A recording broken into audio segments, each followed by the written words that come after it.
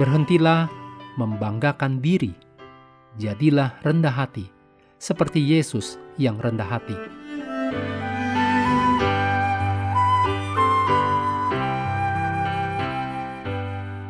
Sahabat dan saudaraku, mari menggunakan waktu mempelajari firman Tuhan hari ini.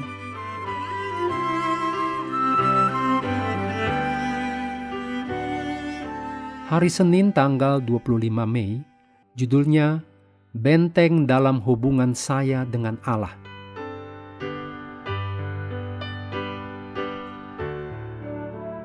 Kita mulai dengan doa singkat yang didasarkan dari Mazmur 119 ayat 173.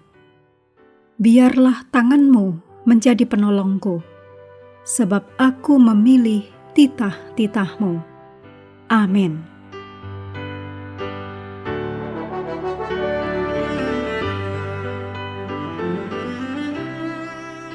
Alkitab banyak berbicara tentang hubungan kita dengan Allah dan penghalang-penghalang yang menghambat pertumbuhan kita di dalam Kristus. Berikut perkataan Paulus dan Yesus. Di dalam 1 Korintus 10 ayat 12, sebab itu, siapa yang menyangka bahwa ia teguh berdiri, hati-hatilah supaya ia jangan jatuh. Seperti Simson mengandalkan diri sendiri akan menjatuhkan Anda. Berikutnya, Matius 6 ayat 2. Jadi, apabila engkau memberi sedekah, janganlah engkau mencanangkan hal itu, seperti yang dilakukan orang munafik di rumah-rumah ibadat dan di lorong-lorong, supaya mereka dipuji orang. Berhentilah membanggakan diri, jadilah rendah hati, seperti Yesus yang rendah hati. Selanjutnya, Matius 5 ayat 28 dan 29. Tetapi aku berkata kepadamu, setiap orang yang memandang perempuan serta menginginkannya, sudah berzina dengan dia di dalam hatinya. Maka, jika matamu yang kanan menyesatkan engkau, cungkilah dan buanglah itu. Lakukan apapun untuk menyingkirkan nafsu dari hati Anda, karena ini adalah penghalang dalam hubungan Anda dengan Allah. Berikutnya, Matius 7 ayat 1 dan 2.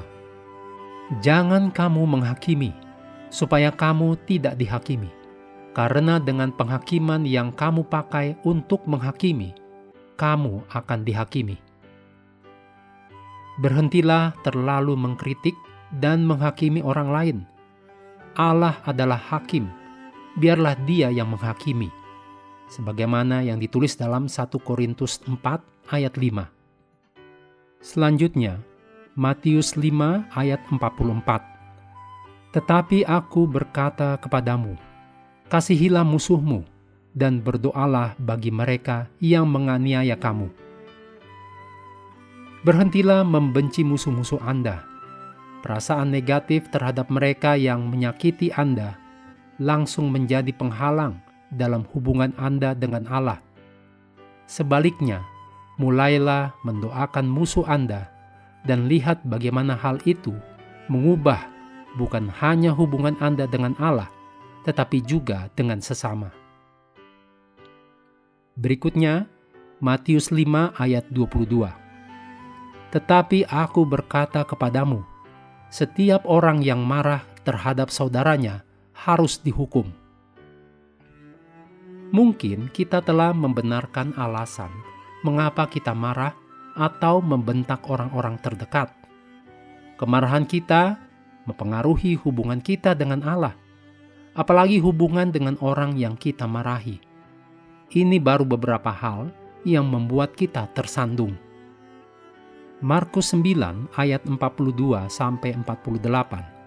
berisi peringatan Yesus tentang apa yang harus kita lakukan ketika tangan, kaki, atau mata menyebabkan kita berdosa.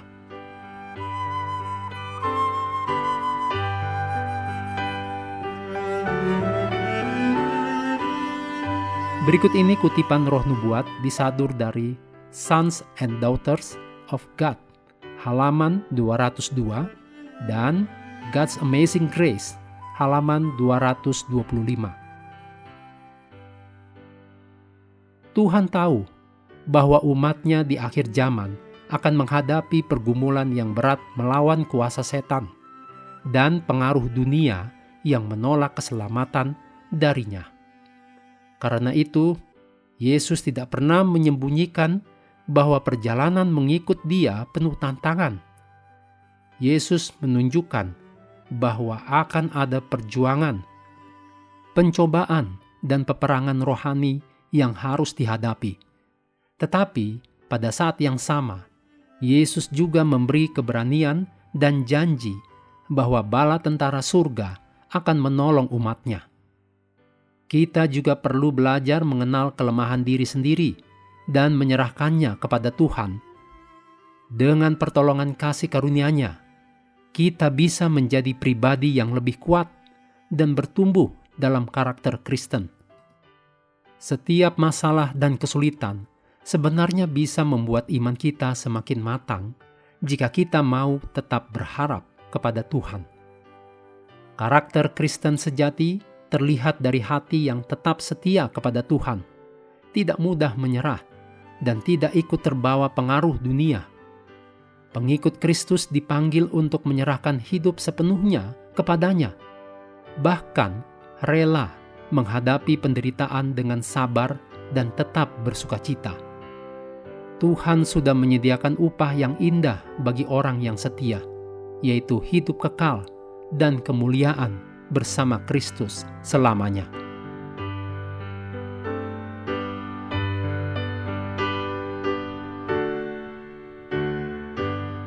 Menutup pelajaran hari ini, segala pujian kita naikkan hanya kepada Tuhan yang telah memberikan Roh Kudus untuk menyertai dan mengajari kita firman kebenaran.